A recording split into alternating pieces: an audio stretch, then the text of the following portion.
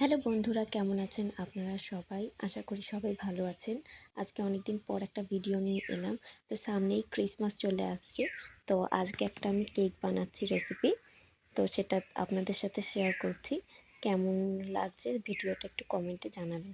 তো প্রথমেই বাটার আর অল্প ঘি নিয়ে সেটাকে ভালো করে মেল্ট করে তারপরে 3 চামচ মতো চিনি দিয়েছি। চিনি দেওয়ার পরে ভালো করে এটাকে ঘেঁটে নেওয়ার পরে মেল্ট করে নিলাম।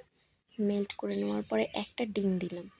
ডিমটাকে দিয়ে ভালো করে ফাটিয়ে তার মধ্যে অল্প একটু বেকিং পাউডার দেব, একদম আধ চামচ মতো দেব, কারণ কেকটা একদম ছোট কেক বানাচ্ছি, যার কারণে একদম আধ চামচ মতো দেওয়ার পরে 3 চামচ ময়দা দিয়েছি, কারণ যতটা চিনি ততটাই ময়দা। এই দেখুন 3 চামচই দিয়েছি, একই চামচের মাপে যতটা চিনি ততটাই ময়দা দিয়েছি। ভালো করে মেল্ট করে নেওয়ার পর 10 মিনিট মতো আমি ঢেকে রেখেছিলাম। ঢেকে রাখার পরে এই বাটিটাতে বাটার দিয়ে ভালো করে তেল তেল মতো করে আর তার মধ্যে দিয়ে দিয়েছি। দিয়ে দেওয়ার পরে কড়াটাকে হালকা গরম করে সেটাকে স্টিম করার পরে এই দেখুন কেকটা কত সুন্দর হয়েছে না?